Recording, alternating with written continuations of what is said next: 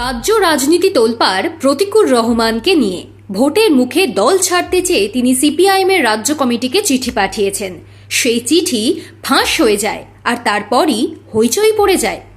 ফিসফিসানি গুঞ্জন ছুটতে শুরু করে খবরের আগে। কেউ কেউ বলতে শুরু করে দেন তৃণমূলে যোগ দিতে চলেছেন এসএফআই এর প্রাক্তন রাজ্য প্রেসিডেন্ট। চলতি সপ্তাহেই নাকি আনুষ্ঠানিকভাবে তাঁর যোগদান। প্রতিকুর কিন্তু এত কিছুর মধ্যেও মুখ বন্ধ রেখেছিলেন। মিডিয়া তাকে বারবার ধরা সত্ত্বেও তিনি একবারও পার্টির লাইন ক্রস করেননি। এবার তিনি মুখ খুললেন। প্রতিকুর জেলা ও রাজ্য কমিটি থেকে অব্যাহতি চেয়েছেন। দলের প্রাথমিক সদস্য পদ বাতিলের আবেদনও জানিয়েছেন।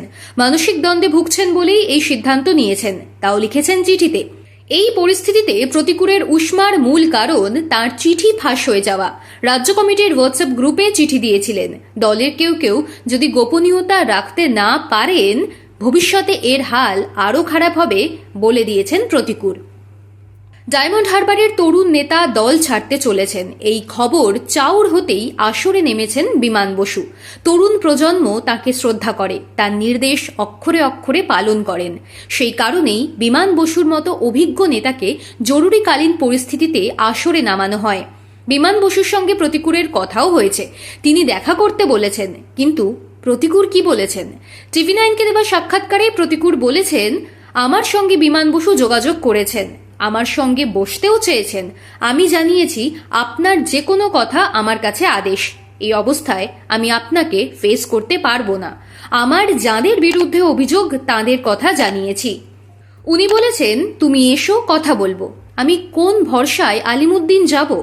সিপিআইএমের রাজ্য কমিটির হোয়াটসঅ্যাপ গ্রুপে পাঠানো চিঠি 20 মিনিটের মধ্যে প্রকাশ্যে চলে আসে। আলিমুদ্দিনে গিয়ে কথা বললে সেই কথাও যে গোপন থাকবে তার কি গ্যারেন্টি আছে?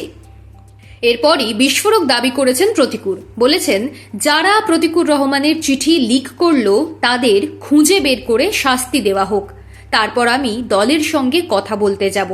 কিন্তু এটা যদি না করে, বুঝতে হবে পেয়ারের লোকদের আড়াল করার চেষ্টা করা হচ্ছে। দল ছাড়ার সিদ্ধান্ত কেন নিলেন? প্রতিকুর বলেছেন, সিপিআইএম আমার কাছে নিজস্বতা, স্বকীয়তা, পরিচিতি। একজন লোক যখন নিজের আইডেন্টিটি শেষ করতে চায় তখন বুঝতে হবে সে নিজেকে শেষ করে দিচ্ছে।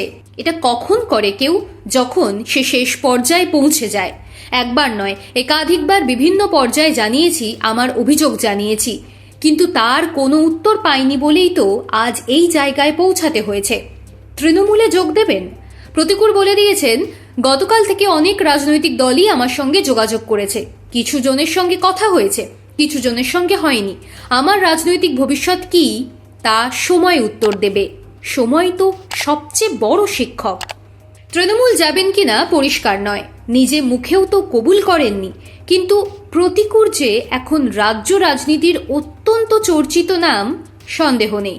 আসন্ন বিধানসভা নির্বাচনের দিকে সিপিআইএম প্রস্তুতি নিতে শুরু করেছে। তার মধ্যে প্রতিকুর রহমান ইস্যু গলার কাঁটার মতো আচমকাই বেঁধে গিয়েছে দলের গলায়। এর আগে দল ছেড়েছেন অনেকে, কিন্তু প্রতিকুরের সঙ্গে তাদের তুলনা করা যাবে না। এই পরিস্থিতিতে প্রতিকুর ইস্যু কিভাবে সামলায় সিপিআইএম তা দেখার অপেক্ষায় রয়েছে অন্য দলগুলো। তরুণ নেতা প্রতিকুরকে দল ছাড়ার সিদ্ধান্ত প্রত্যাহার করাতে না পারলে কিন্তু ভোটের আগে অন্যরকম বার্তা যাবে জনগণের কাছে। সে কথাও কিন্তু মাথায় থাকছে আলিমুদ্দিনের।